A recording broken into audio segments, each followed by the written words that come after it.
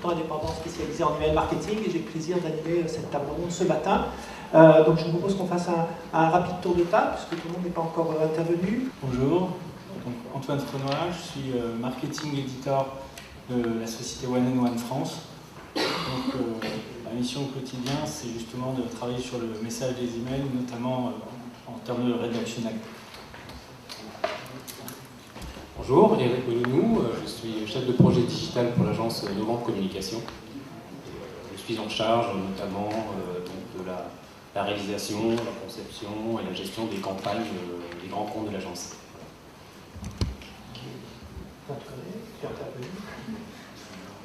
Bonjour, moi je suis Michel Flight, je suis directeur technique chez HappyMail.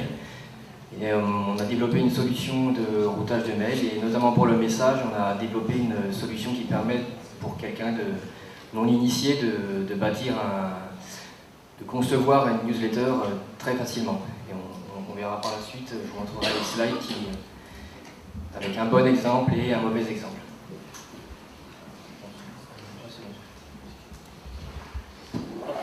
Rebonjour, donc je suis Vincent Martinet, j'ai cofondé KeyWeb, qui est une boîte qui édite deux applications, SimpleMail qui est une plateforme d'emailing et Stampilla qui est une place de marché de templates email qui sont déposés par des web designers, donc des templates de qualité sur tout ce qui est newsletter et email transactionnel. Très bien. Avant de passer la parole aux intervenants, chacun a préparé quelques slides très courts pour faire un focus sur certains aspects du contenu de l'email marketing. Est-ce qu'il y a des questions dans l'assistance? Parce qu'on va donner la priorité aux questions, vous n'avez pas eu le temps de vous exprimer par rapport aux interventions qu'on a eues ce matin. Oui? J'ai deux petites questions. Bonjour, merci d'abord pour cette journée. J'aurais deux petites questions, une pour Vincent Martinet, une autre pour Guillaume Ferraud. La première, c'était concernant en fait, la partie que vous appelez Agile Email Marketing. Et j'aimerais en fait comprendre techniquement comment ça fonctionne, parce qu'à partir du moment où je télécharge mon email dans un webmail, après il n'y a pas de mise à jour possible, à part monter une image en GIF. Comment le système peut, en temps réel, par exemple, me donner ma quantité de stock disponible? Alors, je vais répéter la question parce qu'on a des gens dans la salle qui n'ont pas pu rentrer et qui, comme vous n'avez pas de micro, n'ont pas compris. Donc la question concernait le principe technique d'Agile Email Marketing, comment on peut avoir une image renouvelée dynamiquement, sachant qu'elle est mise en cache sur le navigateur ou des proxys. Alors, la question, honnêtement, si techniquement j'avais la réponse, je l'aurais fait. Donc ça, c'est le premier point. Non, en fait, la société que j'ai citée, donc, qui est Movable qui est la seule à maîtriser cette techno, enfin, à ma connaissance aujourd'hui. Effectivement, le counter, pour le diffusion des minutes qu'on a vu tout à l'heure, c'est du GIF.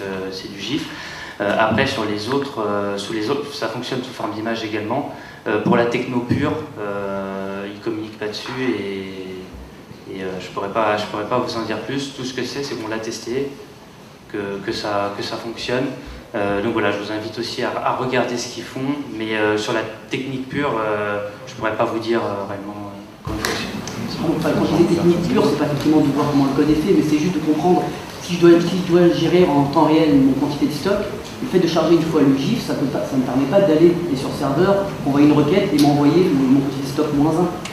Alors sur la gestion des stocks, je sais qu'ils utilisent l'API, vous utilisez l'API du CRM pour la balancer les infos. Après, sur la façon, nous sur ce qu'on a testé, on a plugué directement un CMS e-commerce sur leur interface.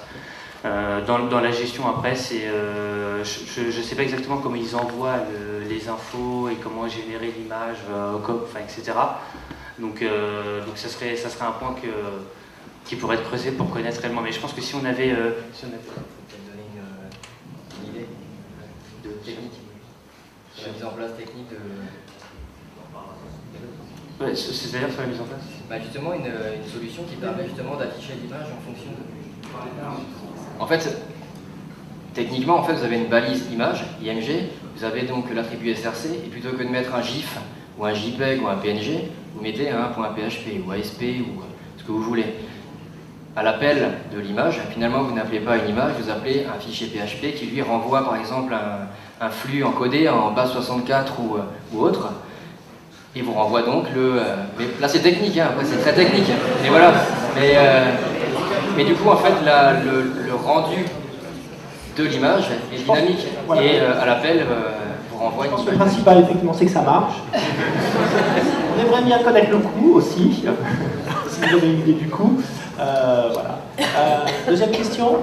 Guillaume Fleureau, en fait, vous avez abordé la notion de technique responsive principalement pour un intérêt de smartphone. Et je comprends tout à fait effectivement l'utilité pour qu'un maximum de mes clients puissent ouvrir mes emails sur leur téléphone. Mais quand on croit cette donnée-là, par exemple avec le e-commerce, c'est pas quelle est l'utilité au final. Parce que si mes emails sont au maximum ouverts par un maximum de mes clients et qu'au final le e-commerce ne fonctionne pas, donc quel intérêt pour moi de cliquer dans un mail super responsive si derrière ils n'achètent pas avec leur smartphone? Donc la question est, quel est l'intérêt de faire du responsive design si derrière on n'a pas un dispositif de landing page qui est adapté au mobile? Ou tout simplement qu'aujourd'hui la réalité en France c'est que le e-commerce ne fonctionne pas. Je veux dire, personne n'a partir de son smartphone. On a quand même Vente Privée qui fait un peu plus de 30% de son chiffre d'affaires sur son application. Et c'est pas le seul dans les ventes privées. Donc, Voyage SNCF aussi. Voyage SNCF aussi qui fait beaucoup de e-commerce. Non, je pense que là-dessus, il faut que vous remettiez un petit peu le nez dans les stats ou les dernières stats, qu'effectivement, le e-commerce fonctionne. C'est une réalité en France. D'ailleurs, par exemple, même Amazon propose une expérience utilisateur qui est complètement adaptée au responsive via les applications ou autres. Donc il est tout à fait possible, par exemple, pour Amazon ou Voyage SNCF d'envoyer des emails qui sont responsives et qui vont renvoyer vers une application ou vers un site web mobile. D'ailleurs, maintenant, on n'est même plus en train de se poser la question de est-ce que je mets un lien vers mon site web mobile ou mon site web classique, puisque il existe des scripts très bien faits qui permettent de savoir si on est sur un smartphone ou pas et d'afficher au niveau du site web et du serveur la version mobile ou la version web classique. Donc moi, je pense que aujourd'hui, en fait, on a vraiment au niveau du responsive design email un retard par rapport au marché des sites web et du e-commerce, vraiment. Aujourd'hui, alors je n'ai pas en tête les chiffres au niveau France, mais je sais qu'il y a beaucoup d'entreprises qui font effectivement du chiffre d'affaires sur mobile aujourd'hui. Et c'est pas forcément pour... Alors le responsive design, ça n'est pas aussi que pour le commerce. Il y a plein d'entreprises et d'agences qui envoient pour leurs clients des newsletters d'information. Et ces newsletters d'information ont le droit aussi d'être responsive, parce qu'aujourd'hui, comme je vous le disais dans ma conférence, 3% des gens lisent à la fois sur smartphone et sur PC. Donc en fait, il est tout à fait important de faire du responsive pour tout type de communication email. Merci Guillaume. Bruno, tu as une question? Oui, moi j'avais une réflexion qui était plus sur la culture responsive, c'est plus l'adaptation d'un email complet qui soit lisible sur un ordinateur. Est-ce que c'est pas plutôt de sélectionner quel contenu on va pouvoir prendre sur un email qu'on envoie par une communication sur un ordinateur pour le lire sur un portable? Et les exemples donnés, ils sont très longs. On ne passe pas du temps à lire sur un portable la même quantité d'informations. Oui, alors la question du responsive content, c'est-à-dire on sélectionne le contenu qu'on va afficher sur le mobile. C'est possible, effectivement. Donc la question, Bruno, est quand on fait du responsive design, est-ce qu'il n'y a pas un travail d'abord de sélection du contenu, puis la surface, notamment sur mobile, à afficher, que effectivement un côté technique, peut-être? Oui, je pense que là, effectivement, donc on est obligé d'utiliser la version, la technique CSS3 Media Query, puisqu'il s'agit là de dire j'ai deux versions de mon email, une version pour les desktop et une version pour les mobiles. Donc ça veut dire qu'on est contraint que ça ne fonctionnera que sur la messagerie mail d'iOS et la messagerie mail d'Android. Ça ne sera pas compatible avec les applications Gmail, par exemple. Mais là, c'est tout à fait possible, et effectivement, ça fait partie des bonnes pratiques de ne pas faire un email trop long, et encore plus sur mobile. Donc c'est possible techniquement. Après, il y a aussi des gens qui font du responsive en fait, à partir de la base de données. C'est-à-dire qu'on est capable de savoir si un utilisateur est plutôt un utilisateur, un consommateur d'email sur smartphone, et donc de faire en amont au niveau base de données un choix pour envoyer tel ou tel email à telle ou telle personne. Mais ça, c'est quand même compliqué parce qu'on sait qu'aujourd'hui, on est quand même complètement multicanal et qu'on utilise n'importe quel device pour consommer l'email. Mais en tout cas, ça, c'est vraiment tout à fait possible de faire du responsive content Et à ce moment-là, il faut utiliser la technique du CSS3 pour masquer les éléments. Merci Guillaume. Merci bien. D'autres questions? Mademoiselle? Bonjour, il n'y a pas eu du tout d'évocation B2B, B2C. Aujourd'hui, sur le B2B, comment vous placez vis-à-vis du responsive? Question sur le responsive en B2B, comment utilité, pas utilité? Alors, pas un peu moins d'utilité, comme je le disais, en fait, vous pouvez tout à fait avoir une version responsive qui ne sera pas buggée. C'est-à-dire, on peut dire je fais mon email responsive et si c'est lu que sur Outlook 2010, bah, ça marchera. C'est-à-dire, elle ne sera juste pas affichée, la version responsive, parce que mes destinataires en B2B, par exemple, ne seront que majoritairement sur Outlook 2010. On sait qu'iPhone a quand même une part de marché important pour le B2B, donc là-dessus, ça nous aide, puisque c'est compatible. Mais clairement, évidemment, le responsive design a moins de sens aujourd'hui pour le B2B que le B2C, mais ça n'empêche pas de le faire, puisque c'est complètement dynamique, ça s'affichera que pour ceux qui, effectivement, utilisent en mobilité. Merci Guillaume. Autre question? Oui, bonjour, François Mendès et Jeanne, vous avez parlé pendant les interventions de bonnes pratiques, en particulier de ratio texte-image. On voit tout de même apparaître aujourd'hui une tendance inspirée de Pinterest avec des sites web et des emails. Il y a de nombreuses images, de très belles images d'ailleurs qui donnent vraiment cliquer. Une réaction vis-à-vis de cette tendance et qu'est-ce que vous préconisez justement Donc la question est la suivante sur le rôle des visuels. La tendance serait, dans certaines communications, à avoir un usage intensif des visuels, sur la mode de Pinterest, etc. Qu'est-ce qu'en pense notre panel d'experts? Je vais donner une première partie de réponse et je pense qu'on complétera par la suite. Effectivement, ça va dépendre après du message en lui-même, mais les images donnent envie, donc ça c'est certain, donc on a intérêt à en mettre, mais avec parcimonie, parce qu'il y a une question de délivrabilité qui est derrière et de la livraison des messages.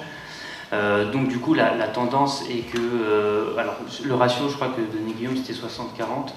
On peut taper sur du 50-50, mais après ça va dépendre. Est-ce que vous pouvez préciser 60-40 à quoi? 60% texte, 40% image, ou 50% texte, 50% image. Mais on le mesure comment? Alors ça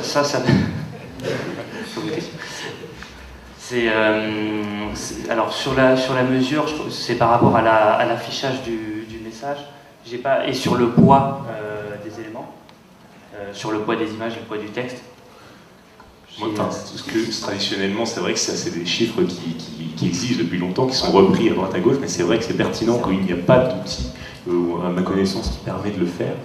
Moi, je dirais que c'est plus une appréciation, c'est-à-dire qu'on teste son email sans les images et on voit ce que ça donne. C'est-à-dire que si rien ne s'affiche, effectivement, il y a un problème. L'important, ce qui est important, c'est de se dire, je suis en contexte sans images, est-ce que je comprends de quoi on parle? J'ai un exemple ensuite sur les cas qu'on a, c'est effectivement, d'ailleurs Vincent en donnait un tout à l'heure, on voyait clairement de quoi on parlait, on m'envoyait un email, texte, image, et en version image off, on voyait de quoi il s'agissait, et ça c'est un des trucs qui est important. Il y a une autre chose, c'est que ça va dépendre aussi de la disposition du message. Si vous mettez avec des images en haut et le texte tout en bas, même si on a un équilibre, forcément, à l'affichage sans image, ça va pas être terrible. Et du coup, le destinataire ne va pas comprendre le sens du message et ne va pas aller au bout et ne va pas interagir avec vous et vous n'allez pas atteindre votre objectif à la fin. Merci. D'autres questions? Monsieur? Je vais revenir sur l'email responsive.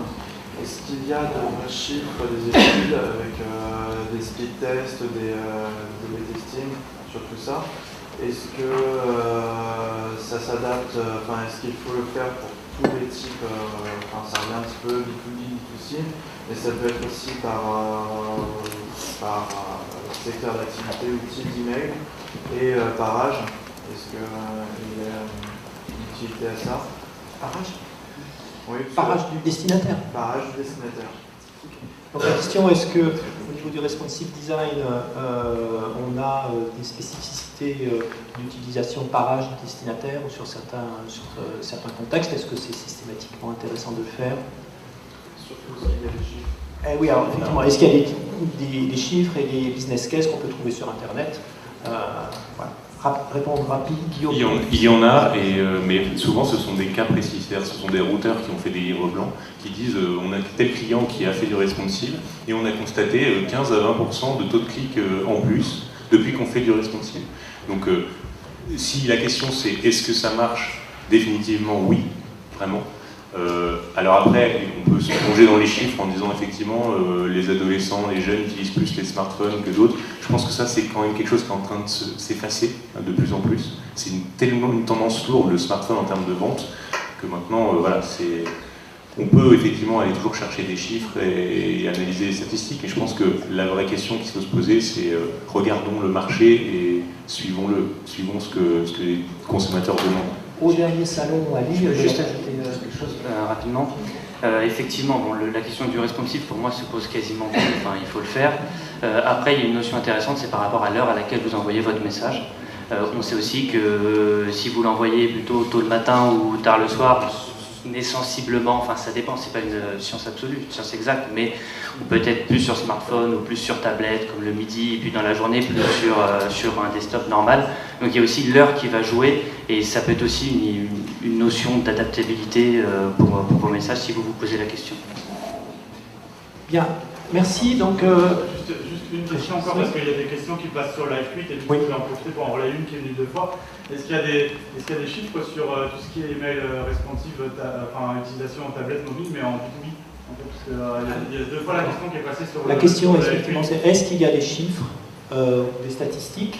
Les chiffres c'est un peu... Oui, des stats d'utilisation de tout ce qui va en B2B. Sur l'email responsive ou sur les taux d'ouverture mobile et tablettes qu'on a en B2B.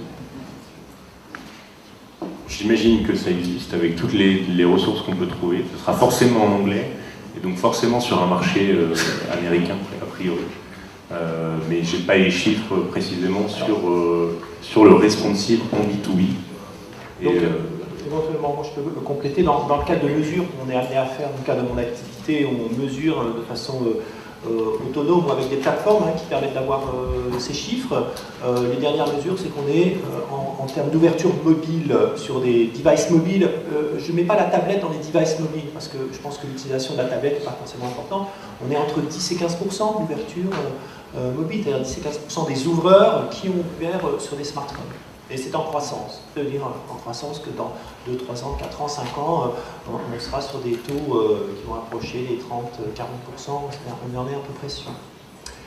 Ce que je vous propose, c'est de donner la main à un annonceur, puisqu'on a la chance d'avoir Antoine, One by One, qui n'est pas prestataire, qui n'est pas une agence, et qui donc travaille au quotidien avec l'email marketing, donc qui va nous présenter quelques-unes de ses créations, réflexions, la façon dont il travaille, qu'on pourra d'ailleurs au niveau de la table ronde commenter. Donc Antoine, je te donne la parole.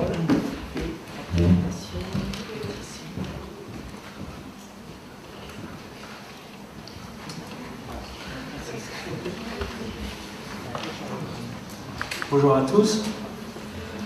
Voilà, donc je suis Antoine Frenois, marketing editor chez One and One France.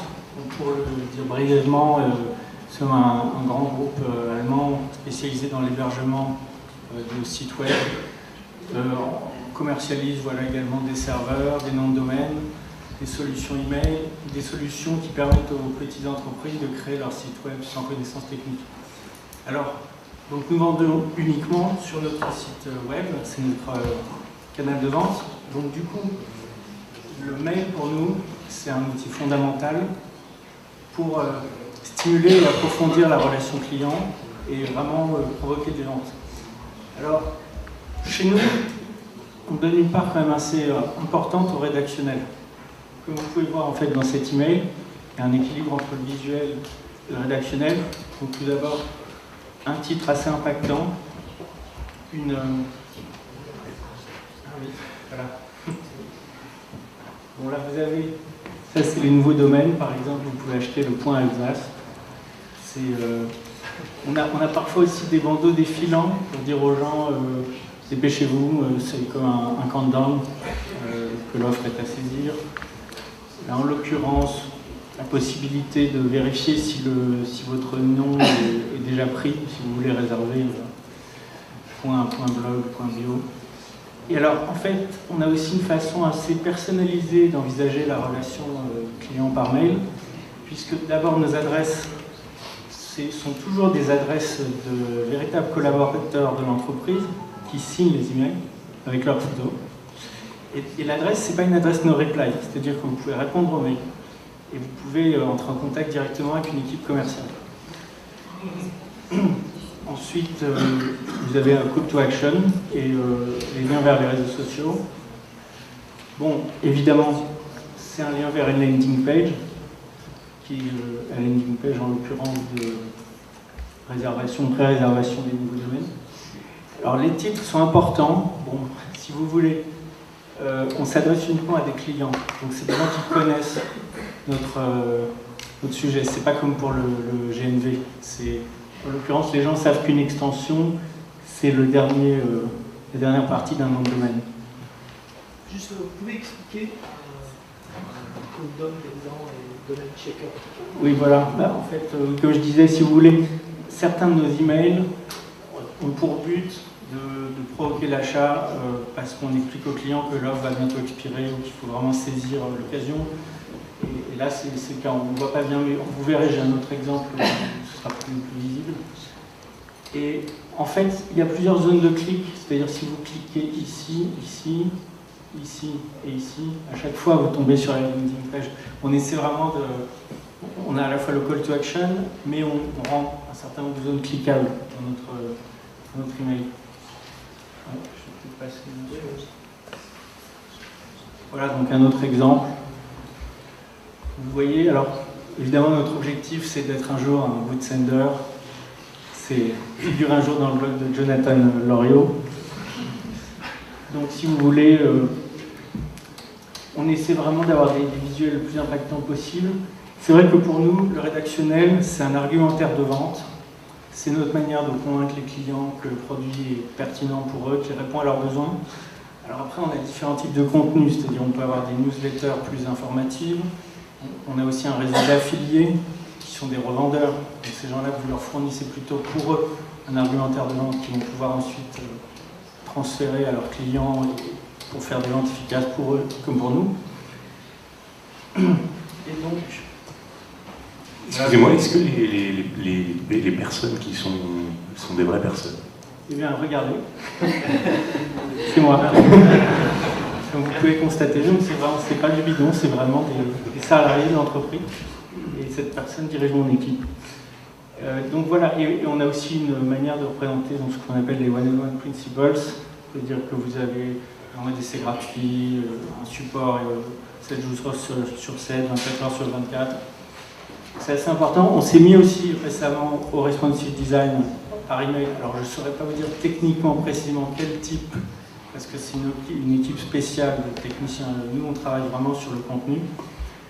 On fait de l'animation aussi. Par exemple, ça, ce cube, en fait, c'est pour montrer la modularité de nos offres, la flexibilité, parce que vous pouvez installer des applications avec différents langages de programmation. Et donc, par exemple, ce cube tournait, donc je pense comme sur une sorte de GIF animé. Donc voilà, on essaie d'utiliser les différents leviers, mais évidemment, on peut toujours s'améliorer et trouver des bonnes pratiques. Notre but, évidemment, étant toujours d'augmenter notre taux de clic et notre taux de conversion. Je vous remercie pour votre attention. Merci.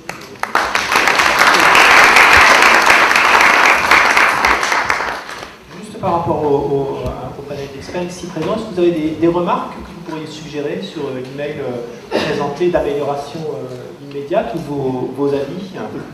Moi, j'aurais bien aimé voir la version image off, les images qui ne s'affichent pas, parce que quand je vois le nombre d'images qu'il y a en haut avant de voir le contenu, je ne parle pas du contenu qui est forcément, que je trouvais un petit peu trop long à mon goût, mais bon, après ça dépend de l'objectif que vous vous êtes fixé, donc c'est vraiment différent.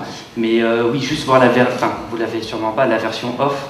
Ça aurait été intéressant parce qu'il y a vraiment, à mon avis, beaucoup trop d'images en haut, et surtout, si les images ne s'affichent pas, où je vais, qu'est-ce qui va déclencher mon action, est-ce que mes valises, l'attribut hâte est bien renseigné, par exemple. Oui, alors pour répondre à votre question, évidemment, c'est totalement prévu. On a des versions, quand les images ne s'affichent pas, on a un prider qui est bien fait, on a une version texte simple, et ça s'affiche avec des couleurs, enfin si vous voulez, ça saute pas complètement quand les images ne s'affichent pas. C'est très important, notre équipe. Oui, ces campagnes sont déclinées dans 7 pays européens, on les envoie à plusieurs centaines de milliers de personnes, on fait vraiment attention à tout, et ça en fait partie. Et après, le rédactionnel, évidemment, c'est un parti pris. Nous, pour l'instant, on décide quand même qu'on va apporter de l'info au client. Et donc, on n'a pas abandonné cette idée d'avoir du rédactionnel. Peut-être qu'il faut savoir parfois écourter, ça dépend du type de mail, de newsletter. On a vraiment parfois des newsletters qui sont assez longs parce qu'on donne des conseils aux gens, presque des tutoriels. Voilà, ça dépend vraiment. D'autres remarques? Je les reçois, mes newsletters, et généralement je les ouvre déjà parce que l'expéditeur c'est une personne, la plupart du temps. Ça déjà c'est bien. Effectivement, je les trouve un petit peu longues, mais je dirais qu'on se pose souvent la question, et ça nous arrive aussi nous, pour nos propres besoins, est-ce qu'on sait que les taux de clics sont quand même le nerf de la guerre et que ça chute quand même pas mal. Est-ce que finalement, comme disait les tutos, on n'a pas intérêt à mettre directement dans le mail, parce que la personne a déjà ouvert le mail, ça y est, elle est attentive. Donnons-lui le contenu, plutôt que de se dire on va mettre des call to action partout pour leur délivrer le contenu. Donc ça, c'est vrai que c'est peut-être une question qu'on doit de plus en plus se poser. Est-ce qu'on doit mettre le contenu dans le message quand on a quelque chose à valeur ajoutée, ou est-ce qu'on doit plutôt considérer que l'email c'est un moyen d'aller vers un site web et donc le réduire? Oui, c'est une bonne question. C'est vrai qu'on fait un peu les deux. Bon, je vous remercie en tout cas pour ce que vous dites sur les newsletters, puisque c'est moi qui les écris. Alors en fait, par exemple, pour vous donner un exemple concret, en ce moment on envoie des emails d'information pour les gens qui pré-réservent des nouveaux domaines, des nouvelles extensions. Le .paris, .blog, il y en a 700 au total. Et donc, pour l'instant, c'est en train d'être lancé avec l'ICANN. Il y a toute une phase de pré-réservation. Ensuite, les gens pourront préenregistrer, enregistrer. C'est assez long. Du coup, pour garder les gens, pour conserver leur attention et leur engagement, on leur envoie du contenu. C'est un contenu qui est assez long, parce qu'on explique vraiment, on est pédagogique. Voilà comment on fonctionne au niveau mondial, la manière dont on attribue les noms de domaine, et voilà, vous, votre place dans ce processus, pourquoi ça prend du temps, etc. Et c'est vrai que on a aussi des emails où on est très court et où on redirige les gens. Et ça, généralement, c'est plutôt des mails quand on veut générer l'acte d'achat rapide. Notamment les emails quand on leur dit vous n'avez plus que 15 jours. Enfin, parfois, l'offre se termine. Donc vraiment, il faut... Et là, dans ces cas-là, on est très bref. Des questions dans la salle par rapport à ce qui a été présenté? Moi, j'en ai une. Est-ce que vous faites des tests dans vos créas? Est-ce que, justement, pour identifier, est-ce qu'en mettant moins de contenu ou plus de contenu, on arrive à des performances différentes? Est-ce que sur un même test, vous faites ce qu'on appelle du speed testing, vous identifiez des stratégies de contenu, les optimiser? Et alors, on a une équipe qui s'occupe spécifiquement de ces aspects. Ce qui est certain, c'est qu'on a des groupes cibles différents et on adapte aussi le contenu des gens en fonction de ces groupes cibles. C'est-à-dire, si vous êtes PME, on ne recevrait pas la même chose que si vous êtes un particulier, ou même parfois géographiquement, en fonction de la région où vous habitez. Et après, les tests ont lieu, les tests AB, etc. Mais pour être honnête, je travaille plus sur le message. Mais je sais que ces tests sont faits. On va finir la table ronde par une présentation rapide, puisqu'il nous reste 3 minutes, d'AppyMail, qui est présent ici, qui va nous faire un focus sur l'attribut Alt-Yetzer. Pour ceux qui parlent alsacien, l'attribut Alt, qui n'a rien à voir donc avec Alt-Yetzer. Arrête maintenant, c'est l'attribut Alternate. Alors, est-ce que je suis...